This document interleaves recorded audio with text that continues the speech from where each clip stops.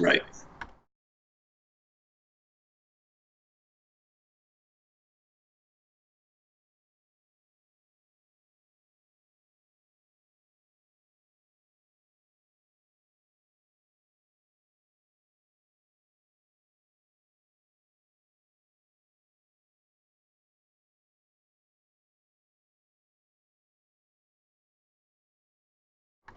All right, good morning. It's the Brushfire Mind, and here we go.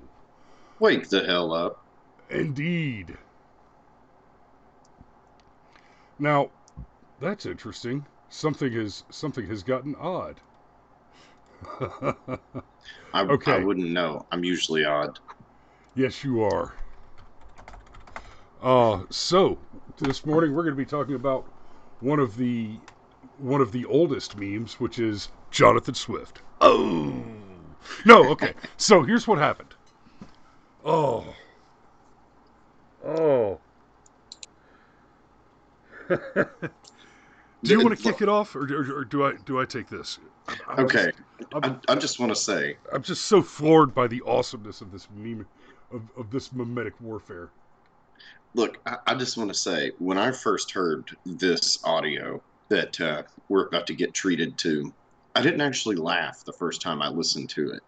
I laughed the second time I listened to it. The first time, I was just in such jaw-dropping awe of like the epic troll here. Like, if anything ever called for that meme about Vegeta going, "It's over 9,000." This was it, man. Like, I mean, bravo, hats off. Like, you want to talk about satire taken all the way to the nth degree. That was this right here. It was gorgeous. So, long and the short of it is, AOC's having a climate town hall, and because she's always looking for photo ops, being the actress that she is, because, yeah, look that up. AOC's an actress. Anyhow, because she's always looking for photo ops, she's taking questions and statements from the crowd. And she, no shit, has a woman stand up and tell her that her 2020 campaign platform should be to eat the babies. And she manages to throw in just some bizarre shit in this rant, like bombing Russia and stuff like that. Like, the level of troll here is like, if there was a bridge under the bridge, under the bridge, that's where you'd find this troll. It's just amazing. Yeah, and I'll drop a link in the description to Mr. Reagan's video about how AOC was selected to play the part of a congresswoman. But I'm going to run a little bit of this clip. I'm going to run a little bit of this clip, and hopefully hopefully I figured out the audio situation and it works. Climate crisis. We only have a few months left. I love that you support the Green Deal, but it's not getting rid of fossil fuel. It's not going to solve the problem fast enough. A Swedish professor saying, we can eat dead people, but that's not fast enough. So I think your next campaign slogan has to be this: we got to start eating babies. We don't have enough time. There's too much CO2. All of you're a pollutant. Too much CO2. We have to start now, please. You are so great. I'm so happy that you're really supporting the Green Deal, but I love everybody's it's not face. enough. They're like, wait a Even minute. if we would bomb Russia, we still have too many people, too much pollution. So we have to get rid of the babies. That's a big problem. Just stopping having babies is not enough. We need to eat the babies, and this is very serious. Please give a response. Thank you. No, thank you. We'll go ahead. Help! Okay. Danger, Will Robinson! Danger! We'll Danger! It's so no. Yeah, no. Thank you. So I think So one of the things that's very important to us is that we need to treat the climate crisis with the urgency that it does present. Luckily, we have more than a few months. We do need to hit net zero in several years. But I think we all need to understand that there are a lot of solutions that we have. and that we can pursue, and that if we act in a positive way, there's space for hope. Okay, now I'm not going to go so far as to say that AOC has effectively endorsed the sentiments here, but come on. You can't just say, whoa, we don't need to. Nobody wants to eat the babies. Nobody's talking about eating the babies. AOC can't even come out and say, look, no, stop. Whoa. That's crazy. That's crazy talk. Nobody's talking about eating the babies. And one of the reasons she can't do that is because, well, somebody is talking about eating the babies. We've actually got a Swedish scientist who's making the claim that we need to explore consuming human flesh as a solution to climate change. And part of his commentary, and let me be clear now, this guy has written an academic paper, has done academic work on developing the concept and making an argument for the consumption of human flesh as a solution to overpopulation and therewith to climate change. And so, funny story, and part of his whole thing is we need to overcome I shit you not, the conservative taboos against eating human flesh. So he didn't straight up say, let's eat the babies, but he is making the argument that cannibalism is a solution that we should be exploring to climate change and overpopulation. And let's not forget, in the CNN town hall just a few weeks ago, Bernie Sanders very clearly said that we need to reinstitute the Mexico City policy in order to guarantee that American taxpayer dollars are being used to abort babies in low-income, poverty-ridden nations, in what Donnie Two Scoops would call shithole countries. Bernie Sanders straight up said, and okay, I'm paraphrasing a bit, but he said we need to reinstitute the Mexico City policy so that we can exterminate brown people in third world countries to improve the problem of overpopulation accelerating climate change. This is not a thing that these people don't already believe. This woman is being hyperbolic with it. And the thing that blew me away is that as the instant this happened, nobody went straight to this.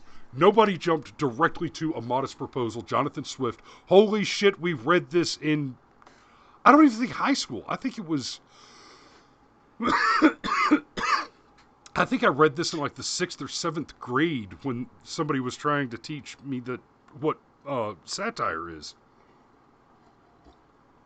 Yeah, and speaking of satire, okay, here's what makes this work. All satire starts from a place of truth. And you can take satire to some extremely bizarre extremes.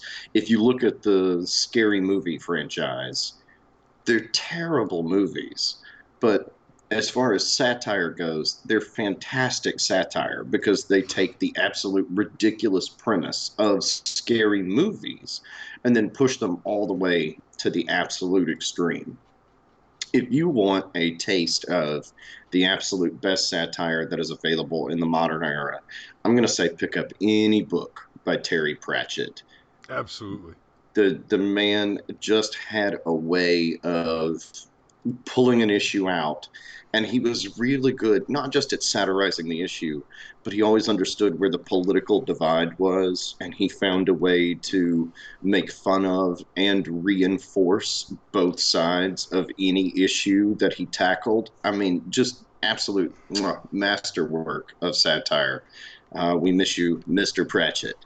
But this works as satire because a whole lot of us, maybe not liberals, but moderates and conservatives and libertarians have all had the thought somewhere along the lines of, how far will these climate change nuts go? And I'll even reference Infinity War. Thanos was terrifying because he's basically an eco-fascist. From a certain point of view, Thanos was right. If you just wipe half of everything out, well, hey, resource problem solved. Now, it's a terrible solution. Just like eating babies is a terrible solution. But the first time I heard this, one of the things that I was struck by, where I thought it was just such an amazing troll, was, man, this isn't even really that much of a stretch, is it? Like, Right, and that's a big part of what's so alarming about it, and why um you're a all lot a of pollutant. yeah, a lot of the major news outlets were hesitant to report on it because, like you and I were talking about earlier offline, I think they were concerned that they might get it wrong because, quite simply, my read on it immediately was that this is somebody who's trolling, and they're basically pulling a modern day Jonathan Swift on it, a modern day Modest Proposal. But the lefties can't be too sure about that for several reasons. One, The left can't meme. they are insane. All of their candidates have gone so far left that, well, the Donald is going to win in a landslide either when the majority of Democrat voters stay home and don't vote because the Democrat Party just doesn't represent them anymore because they've gone so far insanely to the left. Or that trend of far left insanity is actually going to push Democrat moderate voters, to go and vote for Trump if for no other reason than to say, hey, wake the hell up and stop with this madness. You cannot, like, AOC has recently made the demand that all welfare benefits should be extended to all immigrants, regardless of legal status. Now, let's be real clear on what I just said. Remember the debates, and they asked the question, who here supports health care for illegal immigrants? And every single one of them raised their hands. AOC has upped that to all U.S. welfare benefits should be extended to all immigrants, regardless of legal status.